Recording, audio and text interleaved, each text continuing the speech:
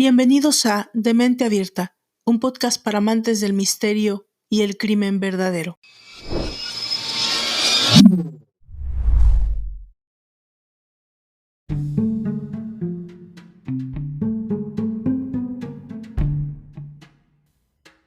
La verdad, querido seguidor de este proyecto, mucho he pensado en las ganas que tenía de llegar a esta temporada de Mente Abierta Podcast y en especial de ciertos capítulos como este, pero también en lo mucho que se ha dicho, escrito y debatido sobre el mismo. Llevo varios días dando vueltas a cómo enfocar el tema y he llegado a la conclusión de que solo puedo hacerlo de una manera, como a mí me da la gana, como siempre. Tras este momento de reafirmación de mi ego, voy a pasar a hablarte sobre algo que seguramente ya habrás oído cientos de veces, pero que en su inmensa mayoría no se cuenta acercándose a la realidad. Y es que sobre los asesinos en serie se ha dicho mucho, muchísimo. Pienso que se ha mitificado tanto su figura que ya nos cuesta distinguir la realidad de la ficción. Y lo peor es que, como se suele decir, la realidad la supera. Antes que nada deberíamos establecer con claridad qué es un asesino en serie. Ya no necesitaría definir lo que es un asesino en serie, pero si has vivido durante todo este tiempo en otro planeta, eres tal vez un viajero del tiempo o un extraterrestre, te comento que es alguien que mata a 3 o más personas en un periodo de tiempo que suele oscilar entre los 30 días o más. Entre muerte y muerte, deja un periodo que podríamos llamar de enfriamiento, en el cual, por explicarlo de alguna manera, no siente la necesidad de matar, más bien se recrea en lo que ha hecho. Puede que vivamos en una sociedad tan violenta que ya ni te sorprenda lo que acabo de decir. Pero si analizas bien la frase, verás que hay 2 factores que destacan por encima de todo: la necesidad de matar y la recreación al haberlo hecho. Quizá por la alarma que genera, por su crudeza o el desafío intelectual que su estudio exige, los asesinatos en serie han sido, desde la aparición de la psiquiatría forense, uno de los principales fundamentos del estudio criminal. Hasta hoy, no se ha podido establecer de manera definitiva cuál es el perfil psicoclínico que delimita al asesino en serie de un ciudadano normal. Se sabe que los antecedentes psicológicos del perfil de un asesino en serie es el de un niño humillado, maltratado y violentado. Así y todo, en un reciente descubrimiento presentado en el New England Journal of Medicine, se constatan las diferencias anatómicas entre los asesinos en serie y las personas corrientes. En el asesino en serie se aprecia un lóbulo frontal de mayor tamaño y por ello más funcional, características que les confiere mayor agresividad y menor empatía que la media. En el lóbulo frontal residen la conducta, la estrategia, la memoria del trabajo y la capacidad de planificación. Se podría afirmar que es la parte más humana de nuestro cerebro. Su hipertrofia indica una alta agresividad y a su vez un aumento en la capacidad de estrategia, así como una baja capacidad de empatía que puede desembocar en cierto riesgo de sadismo. Todos estos factores tuvieron que ver los estudiosos del asesino serial del que esta semana nos hemos ocupado. Hay mucho material disipado en la red y en libros, mucha parafernalia y también mucho morbo alrededor y sobre todo científico. Pero en nuestro caso, solo intentaremos contar la historia tal vez un poquito diferente. Yo soy Valdra Torres y te doy la bienvenida al 6º capítulo de la 3ª temporada de Mente Abierta, un podcast para amantes del misterio y del crimen verdadero. ¿Comenzamos? Esto es John Wayne Gacy, Pogo el payaso.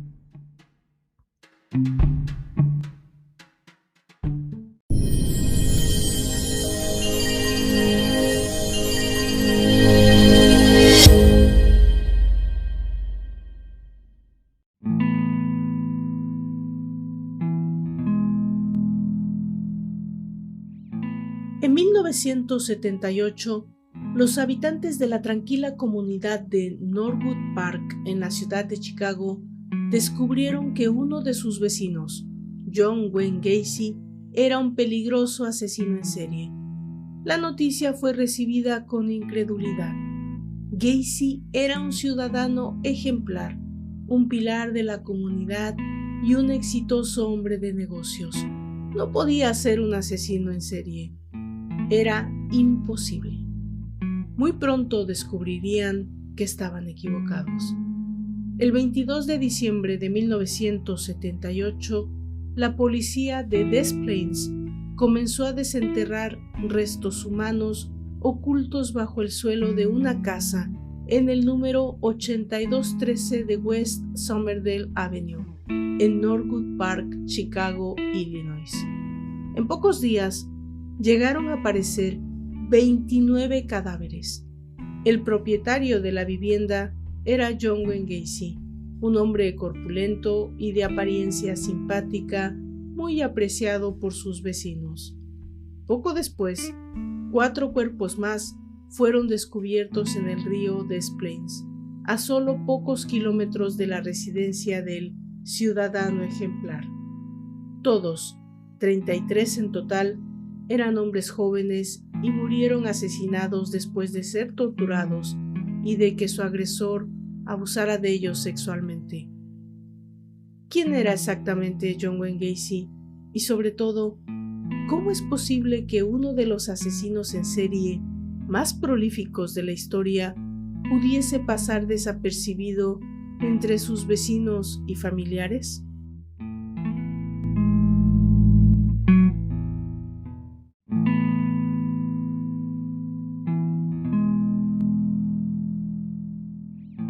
En 1978, los habitantes de la tranquila comunidad de Norwood Park en la ciudad de Chicago descubrieron que uno de sus vecinos, John Wayne Gacy, era un peligroso asesino en serie. La noticia fue recibida con incredulidad. Gacy era un ciudadano ejemplar, un pilar de la comunidad y un exitoso hombre de negocios. No podía ser un asesino en serie. Era imposible. Muy pronto descubrirían que estaban equivocados. El 22 de diciembre de 1978, la policía de Des Plaines comenzó a desenterrar restos humanos ocultos bajo el suelo de una casa en el número 8213 de West Somerdale Avenue, en Norwood Park, Chicago, Illinois. En pocos días, llegaron a aparecer 29 cadáveres.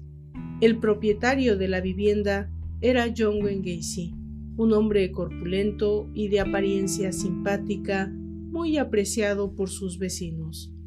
Poco después, 4 cuerpos más fueron descubiertos en el río Des Plaines, a solo pocos kilómetros de la residencia del ciudadano ejemplar.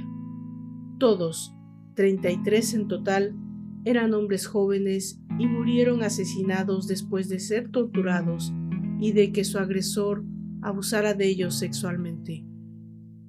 ¿Quién era exactamente John Wayne Gacy? Y sobre todo, ¿cómo es posible que uno de los asesinos en serie más prolíficos de la historia pudiese pasar desapercibido entre sus vecinos y familiares?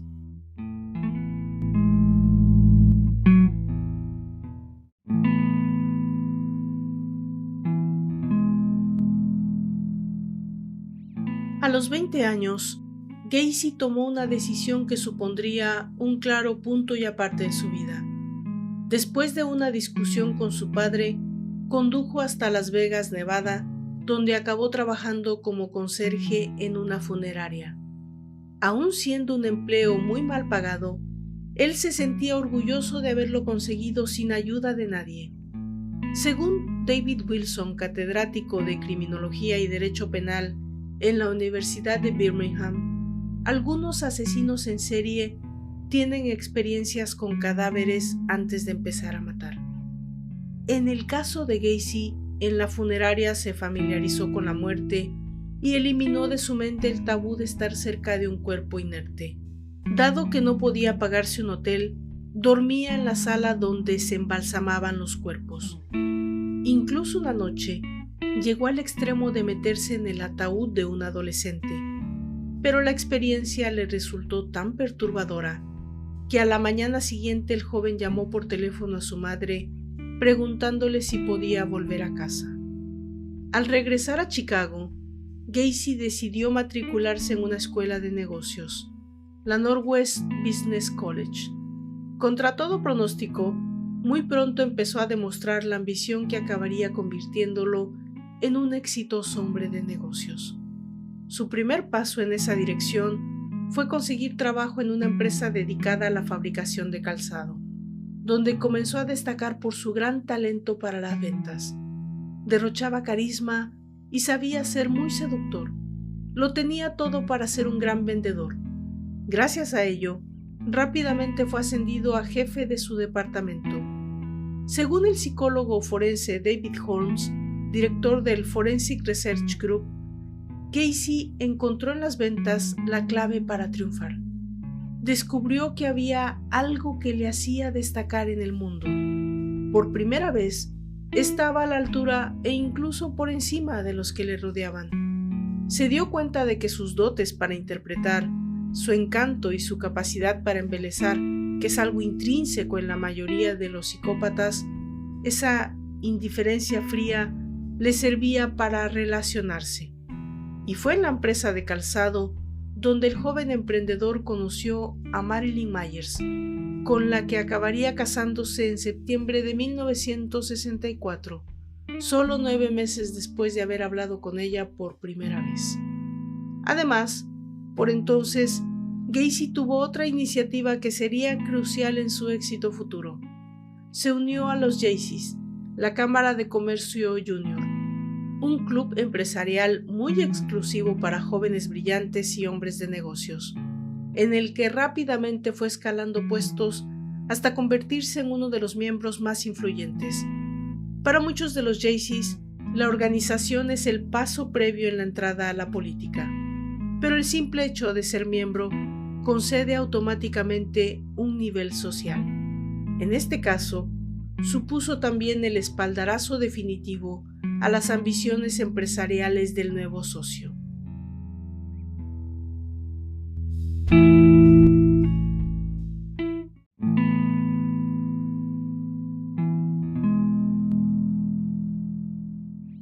A los 20 años, Gacy tomó una decisión que supondría un claro punto y aparte en su vida.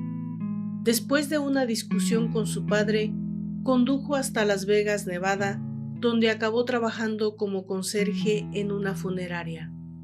Aun siendo un empleo muy mal pagado, él se sentía orgulloso de haberlo conseguido sin ayuda de nadie. Según David Wilson, catedrático de Criminología y Derecho Penal en la Universidad de Birmingham, algunos asesinos en serie tienen experiencias con cadáveres antes de empezar a matar.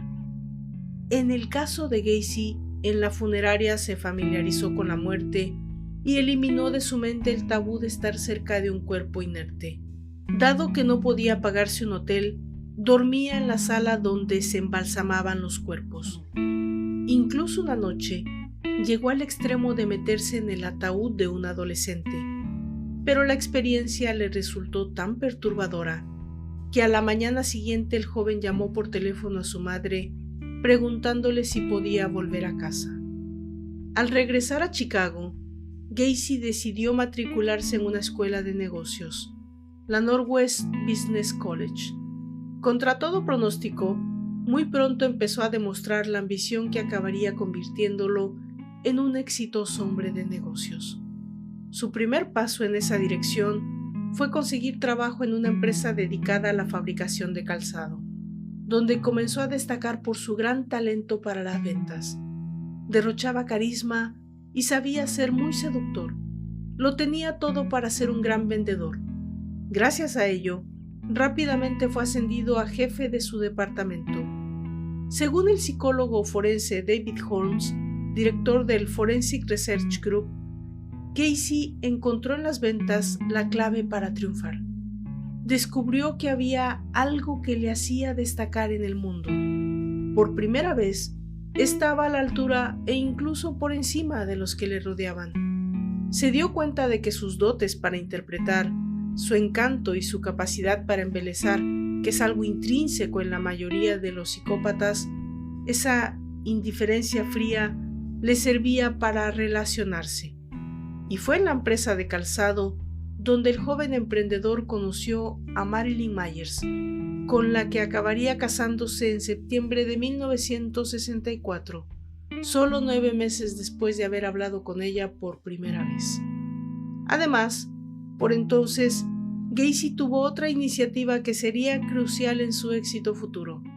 Se unió a los Jaycees, la Cámara de Comercio Junior, un club empresarial muy exclusivo para jóvenes brillantes y hombres de negocios, en el que rápidamente fue escalando puestos hasta convertirse en uno de los miembros más influyentes.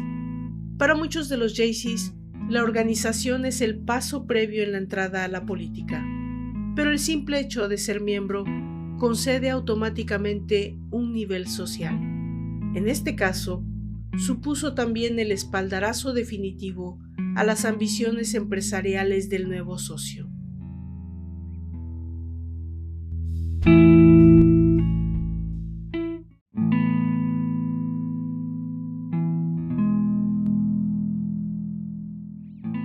Ese mismo año, Gacy tuvo su primera experiencia homosexual. Un colega de los Jaycees le emborrachó y le invitó a pasar la tarde juntos. Al llegar a su casa, lo tumbó en un sofá y practicó sexo oral con él mientras todavía estaba borracho. Lo sorprendente es que, pese a ello, nunca se le pasó por la cabeza que pudiera ser gay. Desde su punto de vista, esa y otras experiencias posteriores eran únicamente experimentos sin la menor importancia. En 1965, Gacy era ya presidente de los Jaycees de Springfield y fue nombrado el tercer Jaycee más notable del estado de Illinois. Deslumbrado por su brillante y prometedor yerno, el padre de Marlene, que acababa de adquirir 3 restaurantes de comida rápida de la franquicia Kentucky Fried Chicken en Waterloo, Iowa, le ofreció encargarse de la gerencia de todos ellos. El joven aceptó y al poco tiempo se trasladó con su esposa a Waterloo. Allí, él y Marlene se convirtieron en padres. Tuvieron 2 hijos. Michael nació en marzo de 1967 y Christine al año siguiente. Además de trabajar entre 12 y 14 horas al día en los restaurantes, Gacy continuó su colaboración con los Jaycees. Aunque muchos de sus compañeros en la organización le consideraban excesivamente ambicioso y algo fanfarrón, en general era muy apreciado gracias a su gran capacidad de trabajo. Por este motivo, en 1967 fue nombrado vicepresidente excepcional de los Jaycees de Waterloo. Según sus propias palabras, ese periodo de su vida fue perfecto. Quizá por fin consiguió lo que siempre quiso, la aprobación de su padre.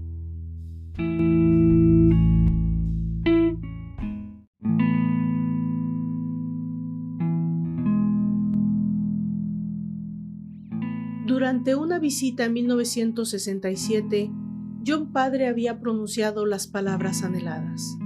Reconoció haberse equivocado con respecto a él, pero la vida de los Gacy en Waterloo no era ni mucho menos tan perfecta como parecía, porque el ciudadano respetable que tanto trabajaba para sacar adelante sus negocios había empezado a llevar una doble vida. Engañaba a menudo a su esposa con otras mujeres, consumía droga y frecuentaba la compañía de prostitutas. Además, había abierto un club en el sótano de su casa donde invitaba a sus empleados a beber y a jugar billar. Allí se acercaba a charlar únicamente con los empleados masculinos más jóvenes. Flirteaba con ellos cuando ya estaban borrachos y si era rechazado, daba a entender que había sido solo una broma. Fue en Waterloo donde se produjo el primer ataque conocido de Gacy. En agosto de 1967, el joven empresario invitó a Donald Borges, de 15 años, hijo de un compañero de los Jaycees, a su casa para ver películas pornográficas. Luego lo emborrachó y le obligó a que tuviera sexo oral con él. Y Donald fue solo el primero de muchos. Si la primera vez le había salido bien, ¿por qué no seguir intentándolo? Además, a la hora de conseguir sus perversos objetivos, Gacy tenía algo muy importante a su favor. Era un gran vendedor. Se le daba estupendamente defender de forma creíble las ideas más disparatadas. Por ejemplo, llegó a convencer a varios jóvenes para que le practicaran sexo oral con la excusa de que le habían encargado hacer experimentos homosexuales como parte de una investigación científica. A cambio de participar en ella, los chicos recibían $50. La doble vida de Gacy discurrió sin problemas hasta que en marzo de 1968, Donald Burgess le contó a su padre que su compañero había abusado sexualmente de él. Durante la subsiguiente investigación policial, el supuesto agresor negó que las acusaciones del chico tuvieran base real. Según él, se trataba solamente de una maniobra de su padre para desprestigiarlo. Este era su rival en los Jaycees y se había opuesto públicamente a su nominación como presidente. Sin embargo, durante el proceso, otro adolescente, Edward Lynch, de 16 años, también le acusó de intento de violación. Viéndose ya en prisión, Gacy convenció a otro adolescente llamado Russell Schauer para que intimidara a Burgess dándole una paliza.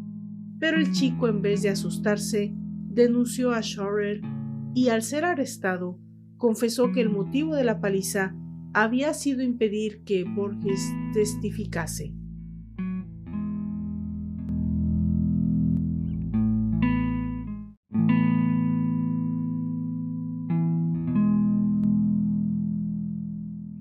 El 3 de septiembre de 1968, dos doctores llevaron a cabo una evaluación psiquiátrica del acusado en el Hospital Psiquiátrico de la Universidad Estatal de Iowa. Sus conclusiones fueron muy claras. La suya era una personalidad claramente antisocial que difícilmente se vería beneficiada por un tratamiento médico y cuyo patrón de comportamiento le llevaría a entrar una y otra vez en conflicto con la sociedad. El 3 de diciembre, Gacy fue condenado a pasar 10 años en la penitenciaría estatal de Anamosa. Ese mismo día, Marlene pidió el divorcio. Ni su primera mujer ni sus hijos volvieron jamás a verle. Consciente de que, de ser señalado como agresor sexual gay, algún preso con afán justiciero podía acabar acuchillándole en el patio, Gacy contaba a quien le preguntara que lo habían encarcelado por enseñar películas pornográficas a adolescentes. De cara al resto de los internos, era solo la víctima de una moral desfasada. A los pocos meses, ya era el jefe cocinero de la prisión. Además, se convirtió en un firme y activo defensor de los derechos de los presos, desarrollando varios proyectos para mejorar sus condiciones de vida. También completó sus estudios, logrando graduarse en noviembre de 1969. Toda esa actividad se debía a que tenía un objetivo en mente: conseguir la libertad condicional gracias a su buena conducta, y se aplicó a ello con la misma energía que había puesto antes en convertirse en empresario de éxito. Pero los momentos más difíciles de la estancia en prisión de Gacy no tuvieron nada que ver con lo que ocurría tras sus paredes. El día de Navidad de 1969, su padre murió de cirrosis. 2 días más tarde se le informó de lo ocurrido. La noticia realmente le afectó. Sin embargo, lo más duro para él fue que no se le concediera un permiso especial para acudir al funeral. Después de varios intentos fallidos y gracias a su buena conducta, Gacy consiguió la libertad condicional el 18 de junio de 1970. Solo había pasado 18 meses en la cárcel.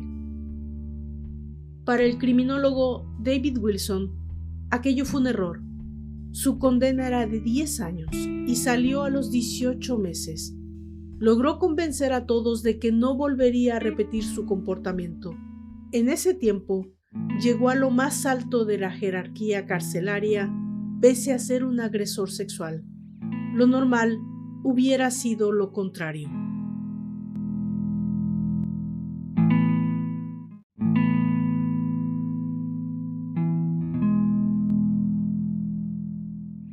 Una vez puesto en libertad, y aunque en un principio había dicho que pensaba volver a Waterloo, Gacy decidió trasladarse a la casa de su madre en Chicago, donde gracias a la experiencia que había adquirido trabajando como cocinero en la cárcel, encontró rápidamente empleo en un restaurante. Apenas un año más tarde, fue acusado de nuevo de intentar abusar sexualmente de un menor al que había recogido en su coche en la terminal de autobuses Greyhound de Chicago. Solo que esta vez la suerte estuvo de su lado.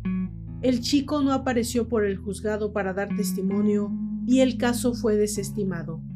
Dado que los encargados de supervisar su condicional nunca fueron informados de lo ocurrido, poco después Gacy consiguió la libertad plena. Con ello, su historial criminal anterior quedaba sellado y podía comenzar de nuevo, y con la ayuda económica de su madre, decidió reinventarse en Chicago. Lo primero que hizo fue comprar una casa, un bungalow de 2 dormitorios en Norwood Park, una zona del condado de Cook, Illinois. La dirección, el 8213 de West Somerdale Avenue. Pasaría a la historia como el lugar donde cometió sus asesinatos. Al poco de mudarse allí con su madre, Gacy se reencontró con Carol Hoff, una divorciada madre de 2 hijas, amiga de una de sus hermanas, con la que había salido mientras estaba en el instituto. A los pocos meses se casó con ella, y su madre tuvo que abandonar la casa que le había ayudado a comprar. El nuevo matrimonio era parte de su plan estratégico. Lo importante era aparentar que llevaba una vida de lo más convencional, aunque luego no fuera así en absoluto, porque al mismo tiempo que daba los pasos necesarios para cimentar su imagen de ciudadano modelo, Gacy seguía viviendo una doble vida. Solo una semana antes de su boda, el 22 de junio de 1972, había sido arrestado por abusar sexualmente de un chico al que obligó a subir a su coche, haciéndose pasar por un agente de policía. Pero la suerte le sonrió de nuevo y el caso fue abandonado después de que el chico tratara de chantajearle, pidiéndole dinero a cambio de retirar la acusación.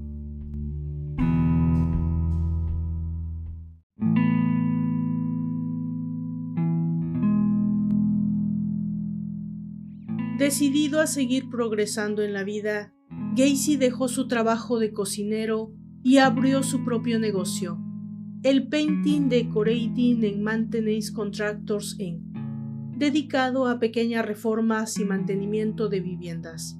Muy pronto las cosas empezaron a irle francamente bien, y su empresa comenzó a facturar más de $200,000 al año, una cifra notable para la época.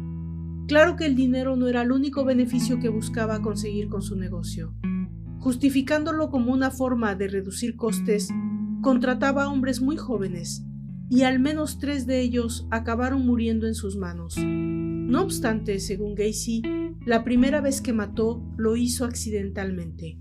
El 2 de enero de 1972, Gacy recogió a un chico de 14 años llamado Timothy Jack McCoy en una estación de autobuses.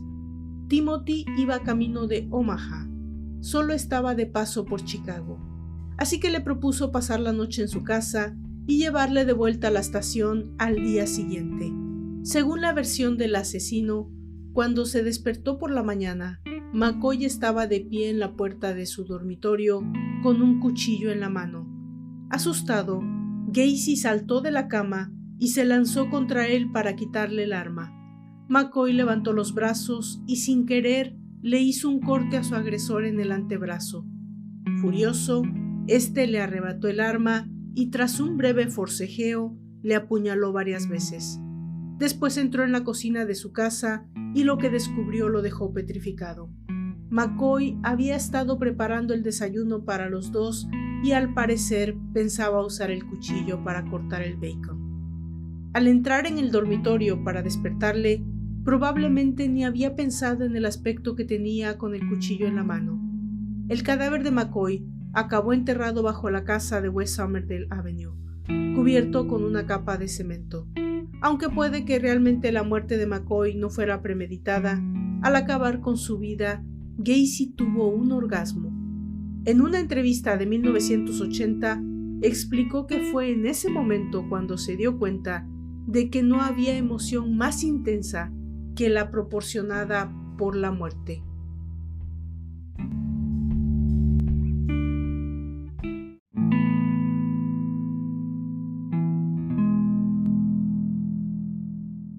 Decidido a seguir progresando en la vida, Gacy dejó su trabajo de cocinero y abrió su propio negocio, el Painting, Decorating and Maintenance Contractors Inc., dedicado a pequeñas reformas y mantenimiento de viviendas.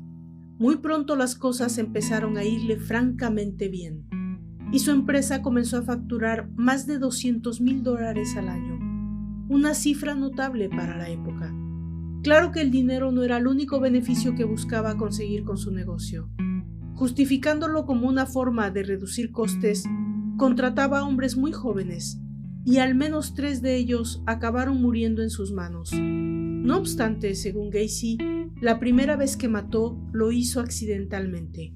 El 2 de enero de 1972, Gacy recogió a un chico de 14 años llamado Timothy Jack McCoy en una estación de autobuses. Timothy iba camino de Omaha. Solo estaba de paso por Chicago, así que le propuso pasar la noche en su casa y llevarle de vuelta a la estación al día siguiente. Según la versión del asesino, cuando se despertó por la mañana, McCoy estaba de pie en la puerta de su dormitorio con un cuchillo en la mano. Asustado, Gacy saltó de la cama y se lanzó contra él para quitarle el arma. McCoy levantó los brazos y sin querer le hizo un corte a su agresor en el antebrazo. Furioso, este le arrebató el arma y tras un breve forcejeo le apuñaló varias veces. Después entró en la cocina de su casa y lo que descubrió lo dejó petrificado.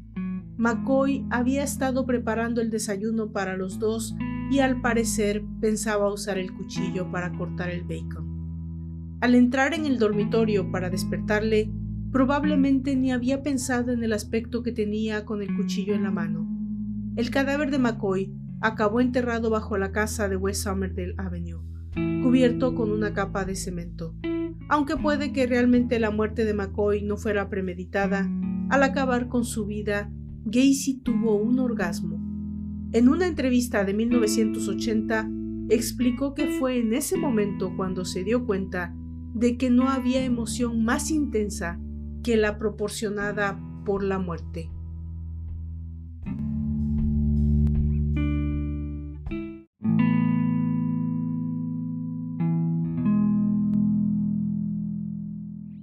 Gacy se dedicaba a frecuentar las zonas en las que se encontraban los homosexuales o las estaciones de autobuses. Si veía algún chico solitario que le resultaba atractivo, hacía que se subiera a su coche con la excusa de invitarle a su casa o de acercarle a algún otro lugar. Y si el chico no parecía dispuesto a ir a su domicilio voluntariamente, lo drogaba para poder abusar de él. En más de una ocasión, la manera de conseguir que fuera con él era ofrecerles un trabajo en su empresa de construcción. En otras, se hacía pasar por un policía para obligar a los chicos a entrar en su vehículo. Con el objeto de que la farsa resultara más convincente, llegó a conseguir una sirena de policía, una radio y una placa. La táctica para cautivar y desarmar a sus víctimas, explica David Holmes, se parecía al método que usaba para atraer a la gente en el ámbito empresarial.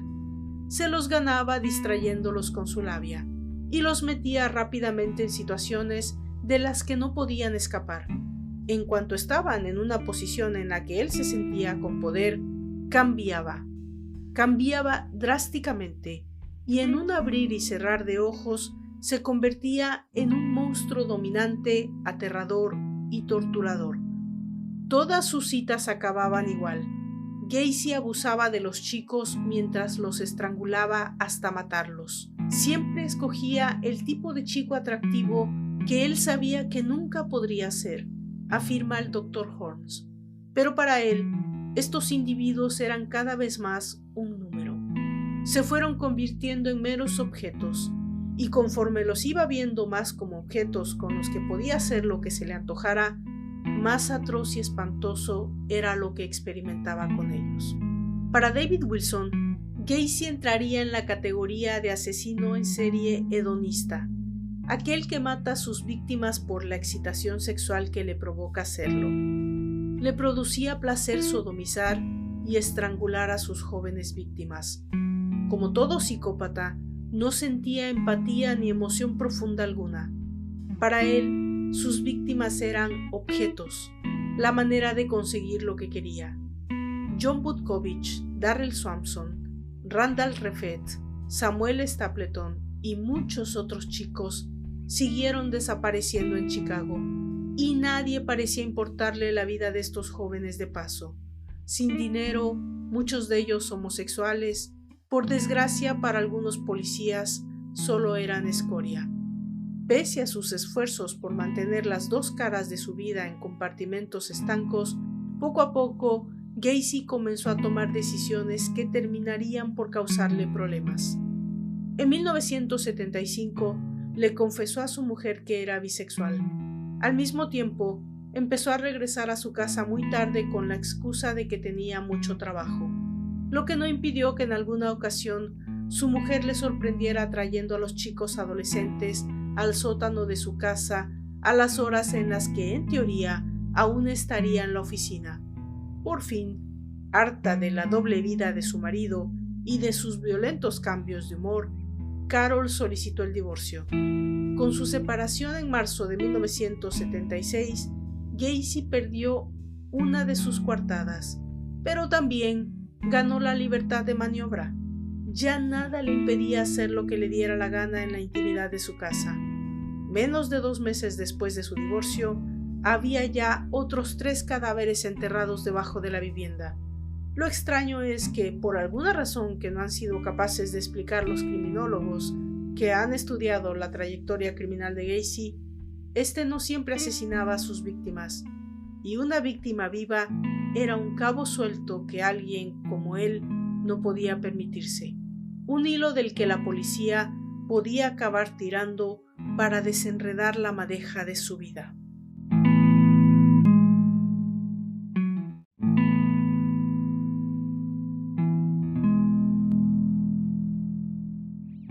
Uno de esos cabos sueltos fue David Cram, un empleado suyo de solo 18 años que fue a vivir con él el 21 de agosto de 1976. Al día siguiente, Gacy emborrachó al chico y le puso unas esposas. Cuando trató de violarle, Cram, que había pasado un año en el ejército, le pegó una patada en la cara y se libró de las esposas. Un mes más tarde, el asesino se presentó en el dormitorio de Cram con la intención de abusar de él. Pero el chico resistió de nuevo y no tuvo más remedio que desistir. Poco después, Cram abandonó la casa de su jefe y dejó su empresa, y lo hizo sin denunciarlo. Durante los siguientes años, Gacy continuó matando sin que nadie sospechara que el buen vecino era en realidad un sangriento asesino. Su estrategia, mantener una imagen de normalidad, funcionaba a la perfección. Tal era su empeño en comportarse como se esperaba de él, que en abril de 1977 llegó a comprometerse con una mujer con la que llevaba saliendo 3 meses. Sin embargo, al poco de irse a vivir con él, ella rompió su compromiso y lo abandonó. Dispuesto a conseguir pareja como fuera, Gacy volvió a salir durante una temporada con Carol Hoff. El resultado fue un nuevo fracaso. De puertas afuera, simular que era normal. Dentro de casa, no le resultaba tan fácil. En octubre de 1977, el asesino de chicos jóvenes cometió un nuevo error que bien pudo haber acabado con su arresto. En una parada de autobús, encontró al joven de 19 años, Robert Donnelly. Amenazándole con una pistola, le obligó a ir a su casa donde le torturó y le violó. Tras unas horas, Gacy llevó a Donnelly al lugar donde trabajaba y le dejó marchar. Esa misma mañana, Donnelly le denunció, explicando que había amenazado con matarlo. Pero cuando la policía interrogó a su agresor, este explicó que lo que había ocurrido entre ellos era solo sexo sadomasoquista consentido, y la policía le creyó. De nuevo, el carisma de Gacy le había salvado de volver a la cárcel. En marzo de 1978, Jeffrey Rignall, de 26 años, subió a un coche cuando su conductor le ofreció marihuana. Nada más entrar, Gacy le durmió con cloroformo. Una vez en su casa, le violó y le torturó, sumiéndole en la inconsciencia cada vez que despertaba. Cuando terminó con él, no le mató, sino que le llevó hasta un parque, donde le dejó tumbado bajo una estatua. Rignall descubrió mucho más tarde que la inhalación de cloroformo durante aquella noche había dañado su hígado de manera irreversible. Jeffrey Rignall también denunció a su violador a la policía, pero los agentes no le otorgaron demasiada credibilidad a una declaración con muchas lagunas. Como se temía que la intención real del chico era dañar la reputación de un respetado empresario local, la denuncia prosperó con lentitud, tanto que Gacy aún estaba esperando la citación judicial por el accidente con Rignall cuando fue por fin detenido por otros asesinatos.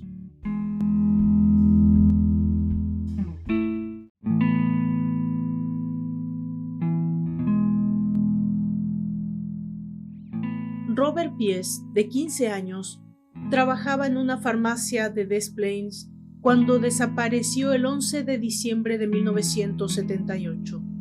La última vez que alguien le vio, iba camino de una reunión con un contratista que le había ofrecido un trabajo de verano. Después, el chico había quedado de salir con su madre, pero cuando ésta fue a buscarle, no apareció. Enseguida cundió la alarma. El dueño de la farmacia habló con la policía y explicó que John Gacy, un contratista que se había reunido con él para hablar de la remodelación de su local, era probablemente el hombre al que Robert se había referido al hablar con su madre. El teniente de policía, Joseph Kosenczak, decidió ir a hablar con el contratista. Al preguntarle si le había ofrecido trabajo a Robert Piest, este lo negó, diciendo que ni siquiera le conocía. Sin embargo, cuando Kosenczak replicó que le habían visto hablar con él en la farmacia, su respuesta fue: «Oh, ese chico», fingiendo haber olvidado que había cruzado palabras con él. Efectivamente, habían hablado, aunque de nada en especial. Ni le había ofrecido trabajo, ni quedaron para verse más tarde. Y sí, claro que pasaría por la comisaría para confirmar su versión. En ese momento, le era imposible porque un tío suyo acababa de morir y estaba esperando una llamada de su madre, pero iría en cuanto pudiera. Horas más tarde, Gacy se presentó en comisaría cubierto de barro, diciendo que había tenido un accidente de coche y, por supuesto, volvió a explicar que no sabía qué podía haber sido del chico desaparecido. Meses después, los agentes descubrirían que había acudido a la comisaría justo después de hacer desaparecer el cuerpo de su víctima en las aguas del río Des Plaines. De todas maneras, la policía del condado, convencida de que no era tan inocente como quería hacer creer, pidió una orden para registrar su casa. Durante el registro, se descubrió un hueco debajo de la vivienda al que se accedía por una trampilla. En el interior de esa cámara aislada de todo estaba seco y compacto. No había ningún indicio de delito. Aún así, la policía encontró algunos objetos sospechosos durante el registro. Ropa demasiado pequeña para Gacy, unas esposas, una pistola, un anillo grabado con las iniciales JAS e incluso un recibo de la farmacia donde trabajaba Robert Piest. Nada de lo encontrado permitió que la policía vinculara directamente al sospechoso con la desaparición del chico. El constructor había frecuentado la farmacia en la que Piest trabajaba y no tenía nada de extraño que tuviese un recibo de la misma. Sin embargo, ese pequeño papel se convertiría más adelante en una de las piezas fundamentales para demostrar su culpabilidad. A pesar de la falta de pruebas incriminatorias, la policía decidió seguir insistiendo. Estaban convencidos de que no podía ser casualidad que alguien que se había visto envuelto en tantos casos de abuso sexual hubiera sido el último en ver al chico desaparecido. Gacy había cometido un error fatal al elegir a su última víctima.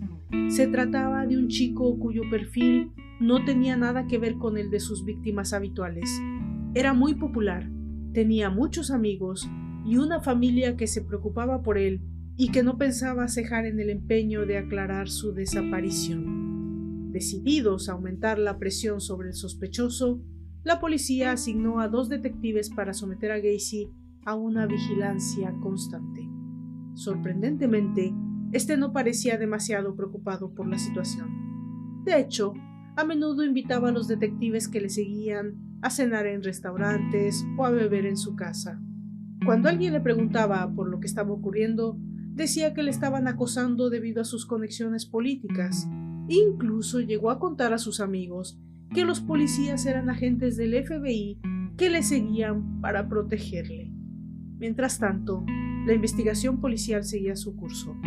Los policías volvieron a interrogar no solo a varios supervivientes de los ataques, sino a todas las personas del entorno del empresario, su exmujer, amigos, empleados, etc.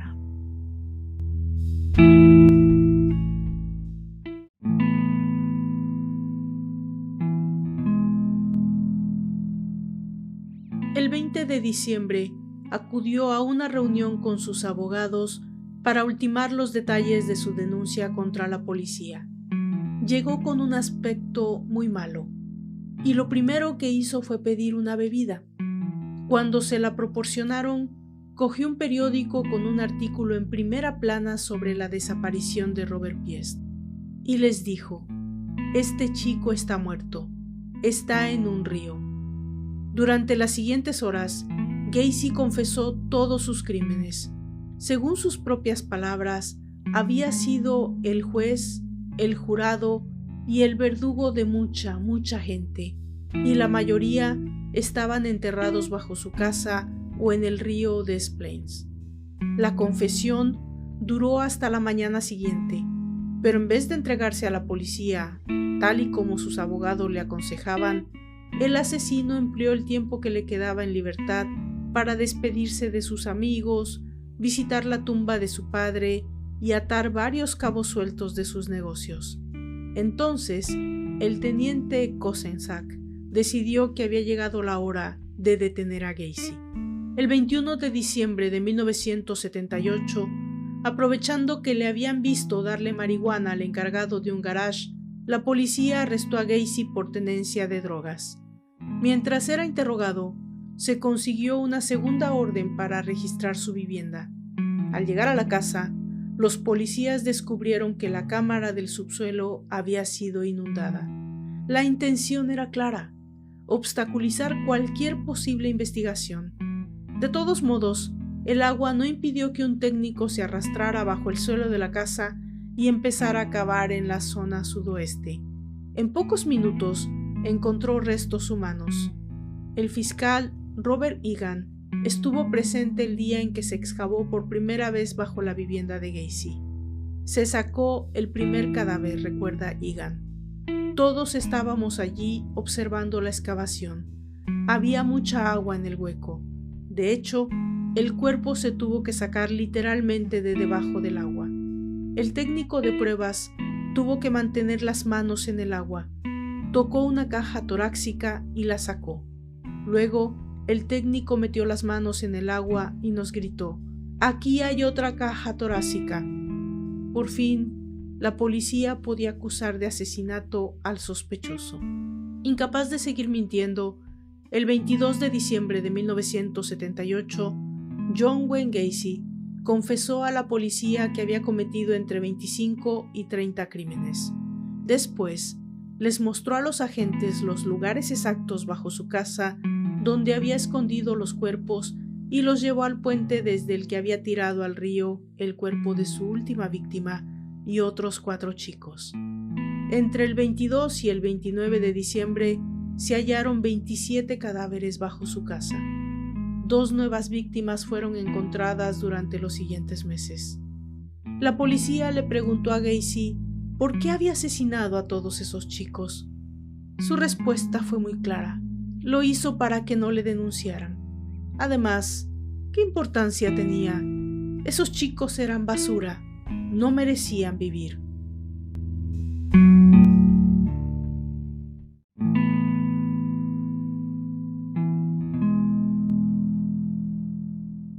El descubrimiento de los crímenes de Gacy dejó boquiabiertos a todos sus vecinos.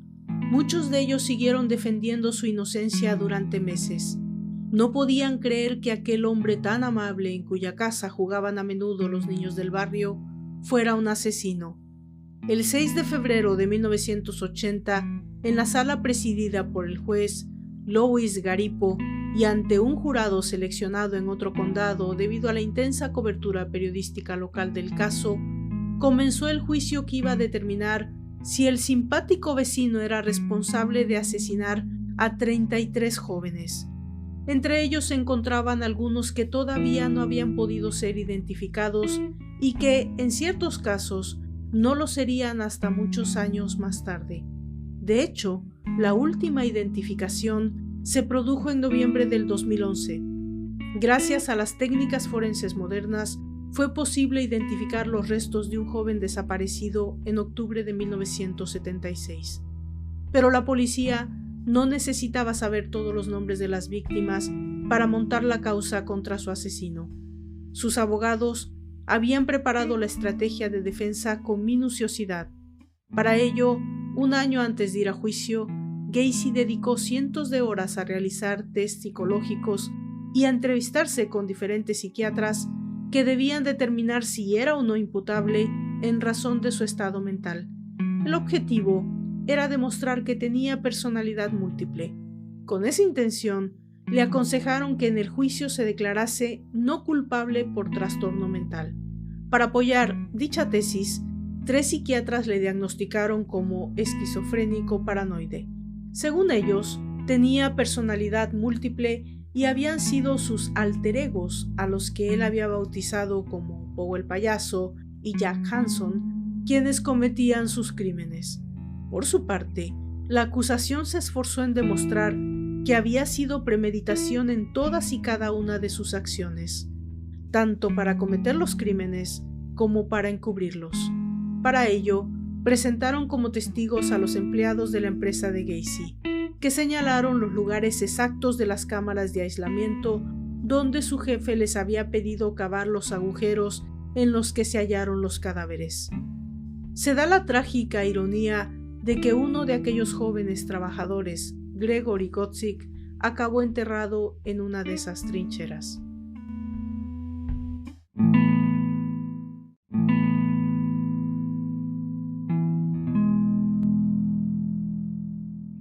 Para el fiscal William Conklin, el asesino había sido consciente en todo momento de lo que estaba haciendo, no solo porque hubiera ordenado a sus empleados abrir los agujeros para tener un número suficiente de huecos disponibles para víctimas futuras, sino porque, al ser detenido, tenía en su poder el Código Legal de Illinois, en el que había subrayado la ley contra delincuentes sexuales peligrosos.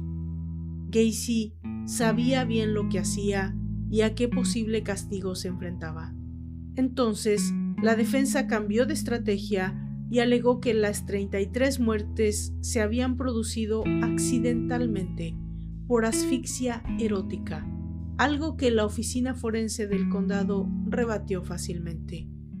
Quizá los momentos más duros del juicio se vivieron cuando comenzaron a testificar los pocos supervivientes a los ataques, empezando por Donald Borges, el menor víctima de abusos sexuales en 1967, y Robert Donnelly, al que Gacy había torturado en 1977.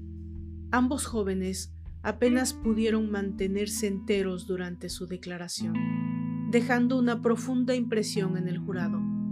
La defensa contraatacó llamando a sus testigos, los familiares del acusado y a uno de los supervivientes, Jeffrey Rignall. Este había sido rechazado como testigo de la acusación debido a que había escrito un libro sobre el caso, An Encounter with John Wayne Gacy, y el fiscal pensaba que eso pondría en peligro su credibilidad. Los abogados defensores pretendían, con tales testimonios, demostrar que el comportamiento de Gacy era impulsivo e irracional. Con ese fin, consiguieron que Rignall afirmara que creyó que su agresor había sido incapaz de controlarse mientras le torturaba.